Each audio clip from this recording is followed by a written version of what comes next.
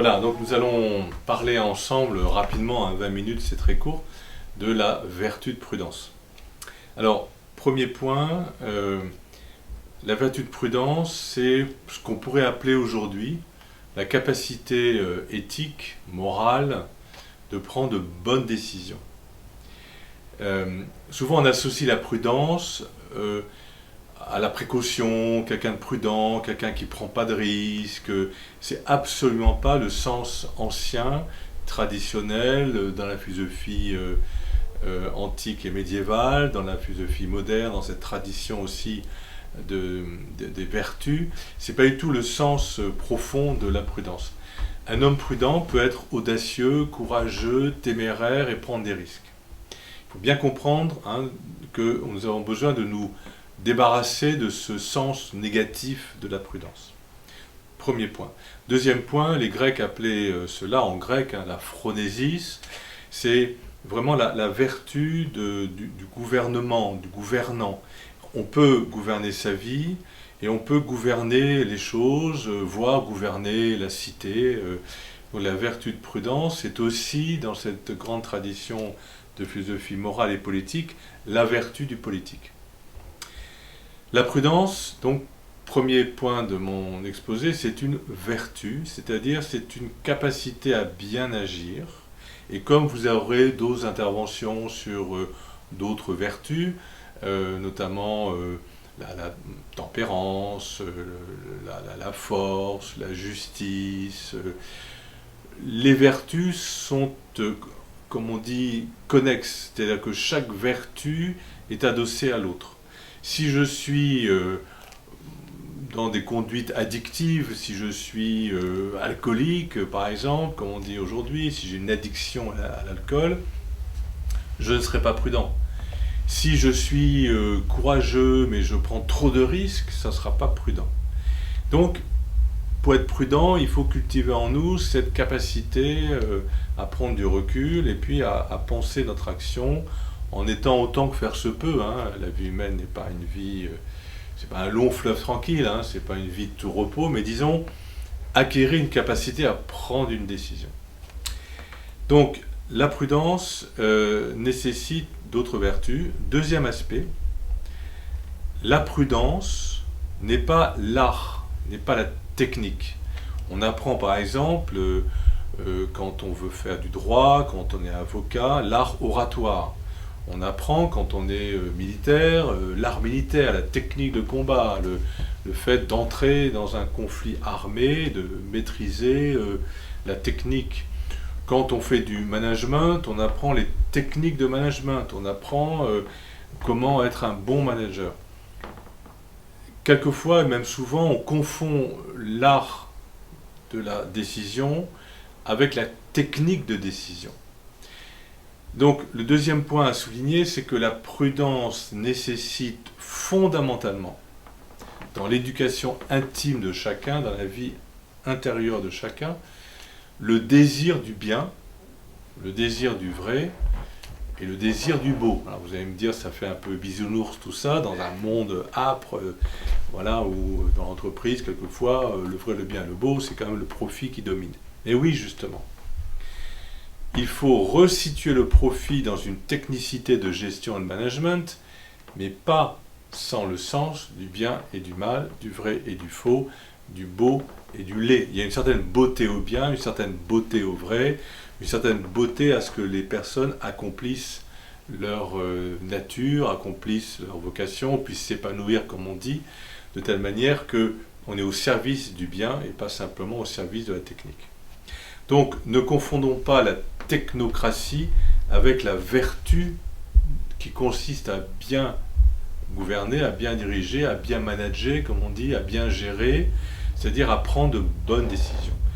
La grande tradition des Grecs, la maturité de la philosophie grecque, médiévale bien sûr dans l'aspect surnaturel pour ceux qui ont la foi du christianisme, et dans le développement des techniques modernes, mais la grande intuition des anciens, c'est que tout est soumis au bien. Et ça, c'est pas facile. Quand on travaille, ce qui est notre cas, bien sûr, avec des managers, avec des chefs militaires, avec des des juristes, avec des médecins. On travaille pour les personnes avec qui on est, dont on est responsable, à prendre de bonnes décisions. Donc, le sens du bien, la connaissance du bien, l'éthique doit nous aider à connaître ce qui est bien. Ce qui est bien pour qui? Pourquoi? Pour la personne humaine. Pour son développement total, pour qu'elle atteigne autant que faire se peut le bonheur, et surtout pour qu'on respecte en elle sa dignité, et qu'on ne prenne pas des moyens qui soient justifiés par une fin, car si la fin est bonne, les moyens doivent être bons. Et je ne développe pas, parce que vous l'aurez sans doute dans d'autres interventions, mais le discernement moral dans l'action relève de la prudence pour discerner si le moyen est bon par rapport à une fin qui est bonne, qu'on connaît comme être bonne. Exemple, quand on travaille, ce qui est le cas notamment à l'IPC, entre autres travail que l'on fait avec des milieux professionnels, avec des médecins. Bon, je prends l'exemple récent qu'on a eu, on a travaillé avec des médecins en soins palliatifs en fin de vie. Là, c'est un enjeu majeur. Est-ce que je prends une bonne décision par rapport au respect de la vie humaine jusqu'à son terme? Et est-ce que le moyen que j'utilise, qui est le soin, le médicament, est un bon moyen pour respecter la personne? Si je prends un moyen pour abréger la souffrance et qu'en même temps j'euthanasie la personne, ça pose un problème éthique de prudence morale, de prudence éthique au sens noble. Donc le discernement prudentiel s'adosse à une connaissance de la nature humaine, de la personne humaine, de son bien et des valeurs, comme on dit, mais les valeurs c'est souvent un peu vague et vide, de ce qui permet de respecter la personne humaine en toute sa dignité. Troisième aspect que je voudrais souligner, la prudence est une affaire de raisonnement. On parlera donc de raisonnement prudentiel. C'est ce qu'on appelle souvent, qu'on voit dans les procès, qu'on voit dans les procédures médicales qu'on appelle collégiales, qu'on voit dans les procédures politiques, ce qu'on appelle la délibération.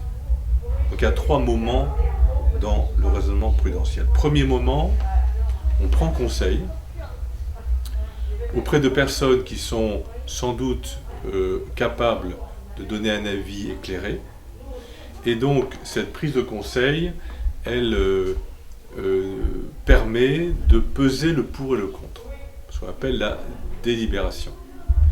La délibération, c'est une capacité que l'on a de peser le pour et le contre, de peser la fin et les moyens, de peser si par rapport à la fin que l'on sait bonne, donc il faut une formation de la conscience morale, il faut un travail pour éclairer la conscience morale sur le bien et sur la fin, si les moyens que je prends sont adaptés à la fin. Exemple, je suis militaire, je suis officier, j'ai un ennemi dans une maison, je sais que dans la maison, il n'y a pas que des ennemis, il y a aussi des innocents. Est-ce que je détruis la maison au risque de tuer les innocents? Dilemme moral, on peut inventer plein de dilemmes moraux. Eh bien, je peux dire non, je préfère ne pas tuer des innocents, mais trouver un autre moyen pour neutraliser l'ennemi sans tuer les innocents. On ne va pas développer, mais dans certaines guerres anciennes et modernes, voire contemporaines, quelquefois on n'a pas d'état d'âme, on atomise la maison et tout ce qui va avec. C'est un dilemme moral, c'est un cas de conscience qui relève d'une conscience morale. Donc quand je prends une décision, je dois juger si mon moyen il est proportionné à la fin. C'est ce qu'on appelle dans la grande tradition du discernement moral, par exemple, les questions de légitime défense. Est-ce que dans un cas bien précis, je peux me défendre, quitte à tuer l'adversaire, si les conditions sont celles de la légitime défense? C'est le cas de la guerre juste. Quand on entre en guerre, c'est parce qu'on ne peut pas l'éviter, et quelquefois il vaut mieux éviter une guerre parce que le remède est pire que le mal. Donc il y a un ensemble de critères qui permettent de mesurer la décision que je prends dans l'adaptation entre moyens et fins. Tous les moyens ne sont pas bons, tous les moyens ne sont pas justes, Et il faut qu'on puisse, et c'est souvent pas facile, y compris dans l'entreprise, bon, je licencie. Mais est-ce que je licencie parce que c'est un chiffre sur un compte de résultats par rapport à un objectif, ou est-ce que je licencie parce que je ne peux pas faire autrement et que si je ne le fais pas, c'est pire, et il faut à ce moment-là, j'accompagne des personnes de telle manière qu'elles ne soient pas jetées à la rue. Il y a donc une technicité dans la modernité qui risque d'occulter complètement la conscience morale. Donc il y a un jugement moral sur le bien et le mal, et puis il y a un jugement de prudence sur le discernement des moyens en vue de la fin. Tout ce que je vous dis là, c'est impossible de le réduire à 20 minutes d'exposé, à 20 minutes de synthèse comme je le fais. C'est bien sûr toute une éducation, toute une formation, et pour ceux qui en ont envie, il y a bien sûr à vos dispositions des cours plus approfondis sur les questions d'éthique fondamentale et de discernement. Dernier point pour compléter et conclure le propos, forme de conclusion, si vous voulez, sur ce que l'on va dire. La prudence, le jugement de prudence nécessite un jugement de conscience qui donc nécessite de savoir, et c'est le cœur de la prudence, hein, c'est l'essentiel de la prudence, d'unifier ce qui dans l'être humain peut être désuni. Deux exemples. Vous avez sans doute vu dans vos études, c'est classique qu'un sociologue qu'on appelle Max Weber distingue entre l'éthique de conviction et l'éthique de responsabilité. Comme s'il y avait deux éthiques. J'ai ma conviction, je sais que tu es innocent, c'est pas bien, je suis militaire, je suis général, j'atomise la maison parce que c'est l'ordre que j'ai reçu. Dichotomie interne. Rupture entre la conscience morale sur le bien et le mal, et puis la décision que je prends. La vertu de prudence évite ce clivage qui est très répandu. Je suis directeur des ressources humaines, je licencie 500 personnes, et puis le week-end je retrouve ma famille et tout va bien. Sans état d'âme. Les cas de conscience posent des états d'âme. Quelquefois ça fait souffrir d'avoir un cas de conscience. Beaucoup de professionnels, de médecins, de managers me disent « mais mon brave monsieur, vous êtes bien gentil, mais enfin, un cas de conscience, c'est douloureux. » Oui, un cas de conscience, c'est douloureux. D'où la force morale pour résister à la solution de facilité qui est de ne pas avoir de cas de conscience. Donc c'est une éducation globale de la personne. Deuxième remarque, pour éviter ce clivage intérieur entre conviction et responsabilité, qui est très présent aujourd'hui, tous les hommes politiques que je connais ou presque me disent « oui, mais là, je suis d'accord avec vous, ce sont mes convictions ». Et là, j'ai un peu peur parce que je me dis « oui, c'est ses convictions, mais qu'est-ce qu'il va faire quand il sera en responsabilité ?» Donc, l'entraînement, en quelque sorte vertueux à la décision, c'est d'unifier trois niveaux. Premier niveau, ce qui relève de la formation initiale et continue, on va dire, des décideurs, des hommes et des femmes responsables, c'est d'avoir le sens du bien et du mal.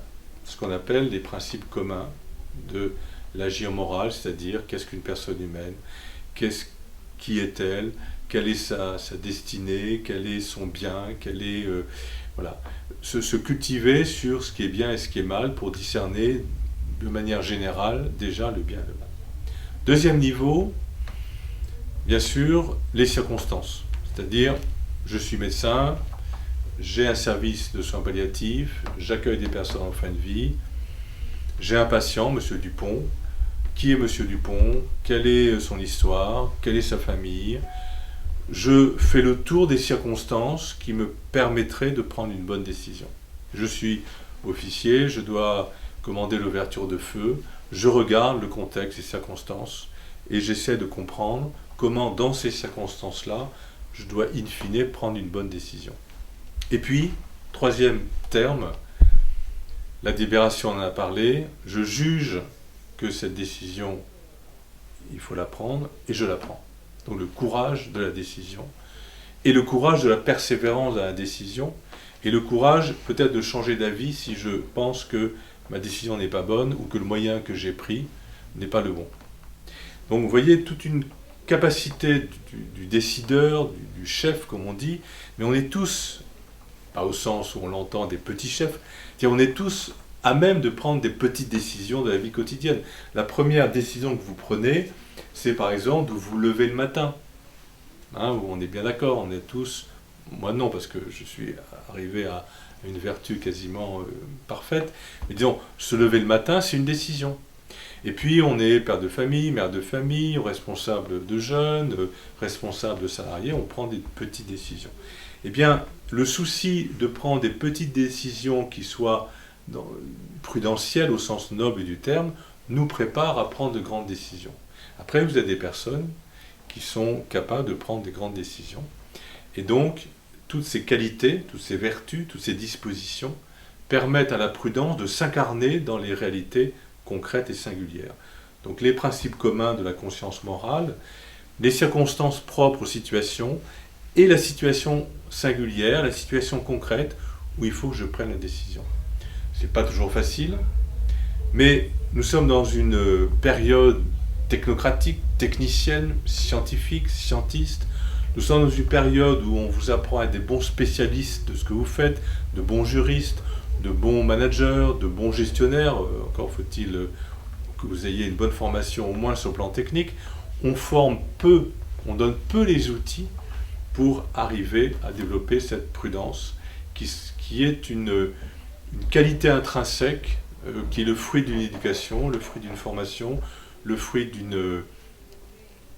d'un travail sur soi, d'un travail à partir de cette grande tradition de l'éthique et de la morale, et qui, in fine, permet à l'être humain de gouverner sa vie, d'être à peu près, non pas maître de tout, c'est impossible, mais à peu près capable, dans des choix libres, de choisir le mieux, et de choisir le mieux de ce qui est possible, d'avoir le sens de ce qui est possible et le sens aussi de l'impossible, car quelquefois c'est la volonté de faire le bien qui permet au bien de se réaliser.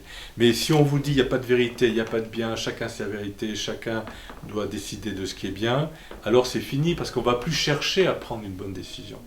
On prend une décision à l'instinct, on prend une décision par rapport à son désir de carrière, de plaisir, de satisfaction, par rapport à sa famille, dans une forme de repli sur soi. On n'aura plus le sens finalement des responsabilités sociales et politiques, qui incluent bien sûr les responsabilités familiales, mais qui ne s'opposent pas. Donc vous voyez, c'est toute une trajectoire, tout un itinéraire pour resituer à l'intérieur de cette vision de l'agir moral prudentiel les différentes disciplines que sont le droit, l'économie, la gestion, le management, la psychologie ou autres. C'est-à-dire que la philosophie, dans son grand déploiement, c'est toujours de réfléchir à ce qu'on fait pour sortir, comme on dit, le nez du guidon et envisager le bien, le vrai et le beau pour prendre de bonnes décisions, petites et grandes. Et je vous souhaite de prendre de grandes décisions, de bonnes grandes décisions dans votre vie.